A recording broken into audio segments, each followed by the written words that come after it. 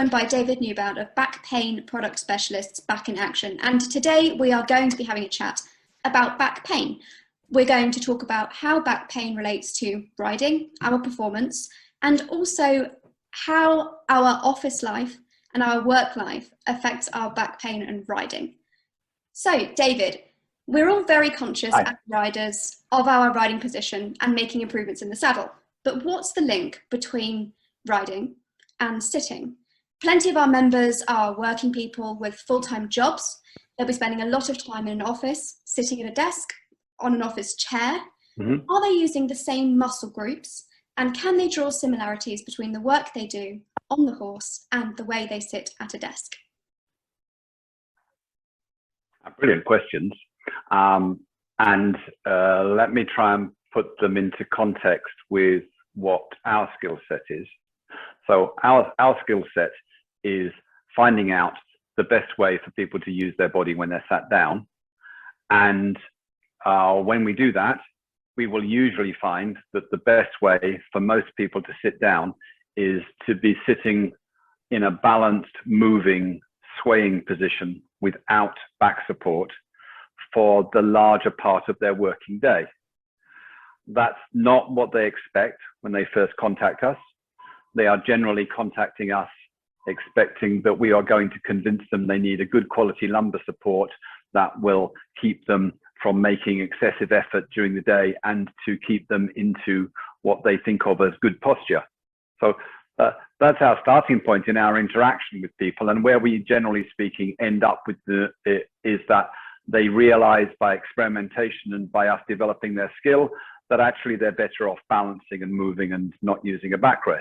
Now, at that point, those people that have been in love with riding find themselves becoming self-aware enough that they say, well, that's how I ride. That makes sense to me. For those that don't have that light bulb moment, or where they aren't riders, we often refer to riding and say that, you know, you've told us, which is the case, you've told us that one of your most comfortable positions is walking and one of your least comfortable positions is sitting down. Well, when you're walking, you're not supporting your spine. And when you sit, you try to support your spine. And this doesn't really make much sense. So, and it's the same with riding. We see riders who can spend hours and hours in the saddle and think that's one of their most comfortable positions. And then they sit down at home to do a 5-minute email and are in pain. So where your questions, the focus in the end of your questions is, we teach people to sit in pretty much the same way that they would ride. And we teach them to use a backrest when they have a need for rest or they have a body language requirement for a different posture. So at the moment, I'm talking to you in this chair without any back support. I don't know if you can see, but there is no contact between me and the backrest. My body position is pretty much the same from the waist up as it would be if I was standing. And I can pretty validate that, because if I stand up, it's pretty much the same. My lower body is in a position that's really similar to if I was on a saddle. I'm balanced and I'm moving. The chair is moving underneath me in the same way as a horse would move underneath me if I were riding, or similarly. And in consequence, my muscles are constantly changing state, and they become fitter and they become better circulated and they become less full of toxicity. Have I answered your question? Because I now need to run back and say, so does that answer your question about the relevance of sitting to riding? I think so. And what, if you would just confirm for me, like it's exactly what you're saying, and being able to watch you on the chair and think about how that translates to riding. I think it does answer our question in saying that muscle group that you're using, you're relying on your core and you're training your core sat on the chair as you are now, the same as you would be on a horse. Absolutely. Many years ago, we observed that people would spend hours of the day turning their muscles off by one of two methods, and I'll look at the two methods in a moment, but they would be spending hours a day turning the muscles off. Then they would think about that they had to do some form of training in order to be fit enough to deal with the riding that they do, or they would treat the riding as the thing that gave them the the exercise to develop their muscles for riding. And so it's been more than 20 years since we started suggesting to people that maybe their sitting down could be the thing that trains their muscles for while they're riding. And then they could spend more time thinking about the skill of riding and less time thinking about being fit enough for riding. And it works. This type of sitting develops your balance muscles, develops your muscles being used at low tone but high responsiveness. I said there were two methods of turning off the muscles when you sit down. Those two methods are: number one, which is the most common, to let go of the back muscles and let the spine slump forwards until your ligaments pull tight and you are effectively sitting supported by your ligaments. That works for a few years, but your ligaments gradually stretch, and so therefore you become further and further and further hunched, and the joints eventually become abused. It also stops the joints from moving, so you get poor circulation. It's not a great way of turning off your muscles. The second way of turning off your muscles would be to support yourself into a backrest. And that allows the low back muscles to turn off, but it also means they're doing nothing. So this is a short-term solution with long-term negative consequences. The long-term negative consequences are that these muscles aren't circulating well enough, and in particular your spine, which doesn't have a circulation system driven by the heart, your spine isn't circulating well enough either. So we don't like either of these two approaches for long-term sitting. You can slump for 15 minutes at home, and you can support your back for 15 minutes at home or in the office. No big consequence. But if you do that all day long, you don't get enough circulation and your spine prematurely ages. So everyone here and most of our clients, they'll be spending most of their time moving, not touching the backrest of the chair, adopting the backrest posture when they're having a cup of tea, being passive in a Zoom call, listening to someone, giving someone the time of day, and then back to actively moving when they're forwards again. Super, and I can see that it's a way of making those marginal gains, improving our performance, strengthening our core, which is what we like to promote, but also general health is what we want our members to be healthy and happy. So moving on to our second question, can our office and work lifestyle and habits affect our riding performance? Does this contribute to pain, particularly back pain and sore joints, as you've already mentioned, either in general or when riding, but also poor posture and general bad habits? I don't really know how to say yes loud enough. I'd have to ask you to turn your volume down first. I mean, yes, absolutely. The things that we do for large amounts of time each day have initial effects, but they have long-term effects too, in that they build up habits. And then we find it difficult to not take those habits with us to other areas. So if it becomes your habit to hang forwards on your ligaments while you're working, with your head carried forwards, your head arched back in order to be able to see your screen, then that becomes your habit. And eventually it's what you look like when you're 60 years old, when you're walking around, or 70 years old or whatever. This becomes your shape. It also becomes a shape which, when you're on a horse and the horse is moving up and down underneath you, it causes a tremendous bounce in your spine that will aggravate any slight issues you've built up. Whereas in this posture, when you bounce up and down on your spine, you get a subtlety of suspension through your thoracic spine, but not this major swaying around.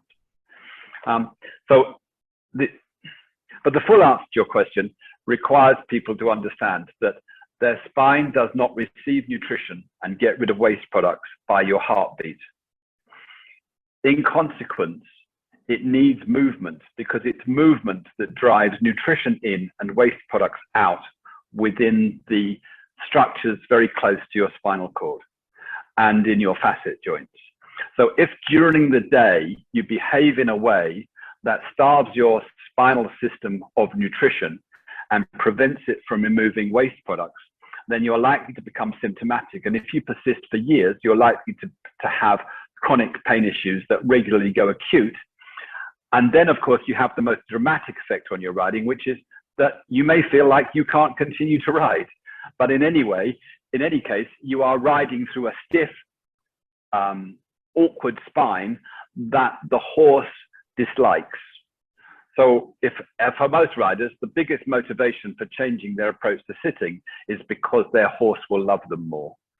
And if they don't want to take their own health into account, they should take the health of their horse's spine into account. Because if you are on top of the horse and you're moving, or the horse is attempting to move you and your spine doesn't want to allow that to happen, then you're going to get a very sharp relationship with the horse's back, and the horse will not like that one bit and often will become unwell in itself.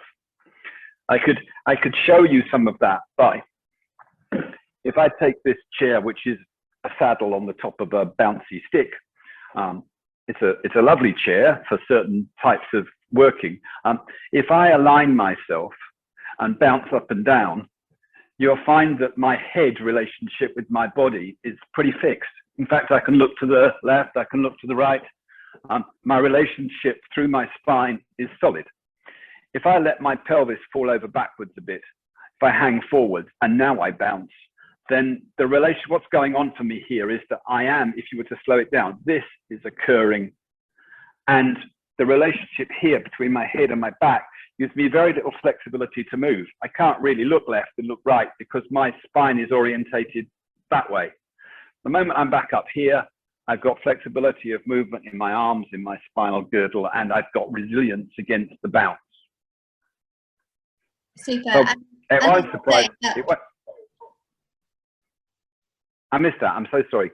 So I was going to say, as you say that, again, for a lot of our members, you're right. Our horses often, more than often, come first, and the relationship that it has between our habits at the desk and potentially the issues that we're having with our horses, their own backs. That's really important. I think it's a really important way of looking at it. I did over the last year with so many people working at home, doing the same work they would have done in an office, where the office has carried out its obligation to ensure that you are seated correctly and you understand some of the skills. Now, let's be clear, most companies aren't doing that, but they had an obligation to do it. And they have the same obligation to do it when you're working at home, but it hasn't been happening. So many, many, many people, and we're talking about a different form of epidemic here, are becoming unwell in their spine from working at home.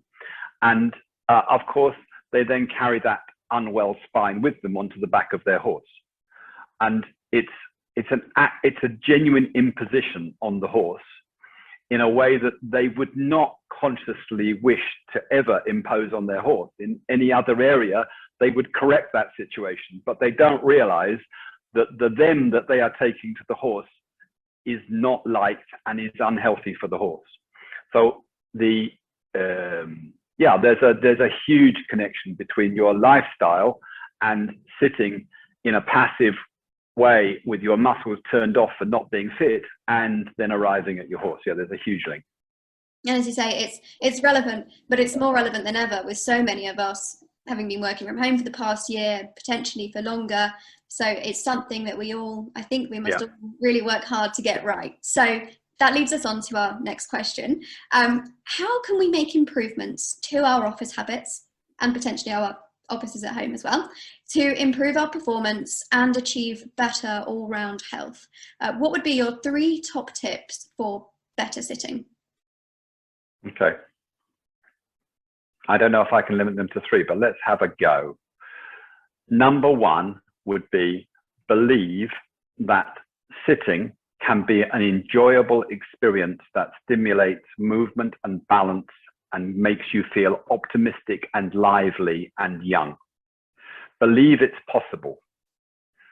Until you believe it's possible, you will stay stuck in the mythology that supporting our spines and being static and still is the right way to go. So first is you've got to have the belief system that you can be a lively, optimistic person when you're sitting. Then there's how do you implement that? And so number 2 of your tips would be do something that stops your chair from throwing you over backwards and trapping you against the backrest. Now, what that can be will vary according to what you're sitting on, and your budget, and how quickly you need to do it. So on our website, we have emergency sitting tips that take people through free ways to do something now, but it also teaches them how to get in touch with their pelvis and their body, so that when they move, the pelvis and the body stay in alignment, or the upper body stay in alignment. And there's free methods on that, but it also starts with some quite cheap gadgets. So I could show you under subject number 2 some quite cheap gadgets. And then number 3 would be make a fundamental choice and choose a chair that you love the look of, so that you feel optimistic and affectionate towards it when you look at it, so that and have it stimulate movement, so that you turn sitting from being something that you dread or is dour and heavy into something that enlivens your life and is one of your pleasures. And then, of course, it comes at a price, and that price might start from, say, 260 odd pounds and can go up quite a lot. And so that would be my 3 tips. Number 1, believe.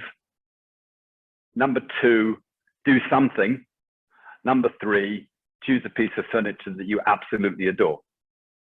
Super. And our final question today is, I have a phrase that I want you to explain to our members, because as dressage riders, we all know dressage jargon. There are fabulous words in this sport that mean nothing in the non-horsey world. And there's a phrase here that I've read looking at your chairs that I think would be really fascinating to explain for our members, and that is active sitting. So could you explain active sitting for us, please?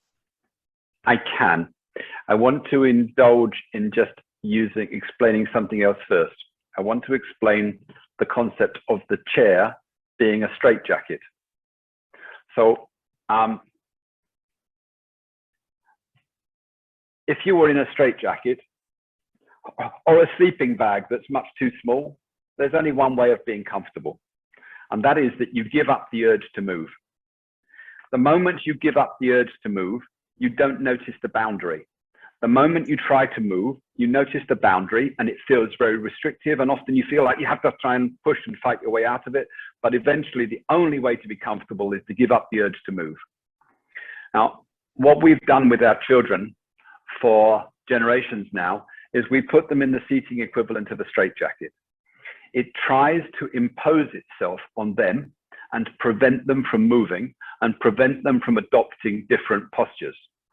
In consequence, what happens is at first they fight it. In the first class of junior school at about 5, they adopt 11 different postures and they move between them consistently, moment by moment, thus giving their spine variety and movement.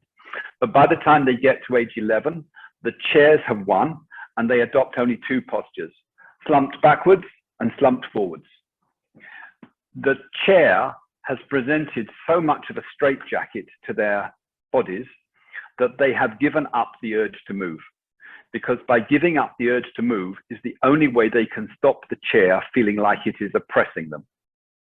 Now, what we're doing with furniture, what active sitting means, is taking away the straitjacket and allowing people again to enjoy the pleasure of movement, balance, freedom. So in real active sitting, you don't feel the barrier between yourself and the chair. You are simply swaying as one, moving as one. And I think that's why so many people can identify the link between riding and the type of sitting that Back in Action promotes. In riding, you don't try ever to be in one fixed position. You are fluid with the horse and endeavoring to be one movement system in which you have some semblance of control. In sitting, it's the same. You are just in one balance system. So active sitting is not about the chair giving you movement.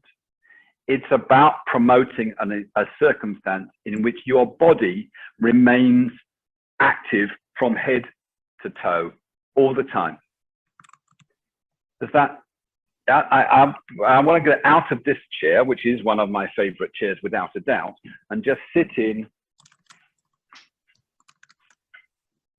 a chair that pushes that a little bit further.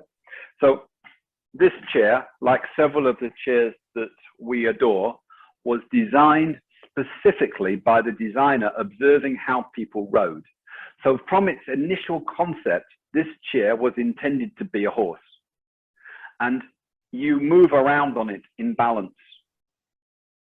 And you can see that the tiniest movement of my hands moves my body. If I move this out of the way, it moves my body right down to my toes. So my hand movement is moving every part of my body.